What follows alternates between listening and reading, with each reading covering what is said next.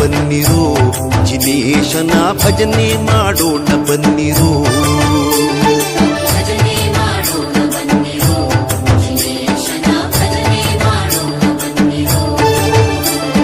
ಭಜನೆ ಮಾಡುವ ನಿತ್ಯ ಸುಜನರೆಲ್ಲರೂ ಕೂಡಿ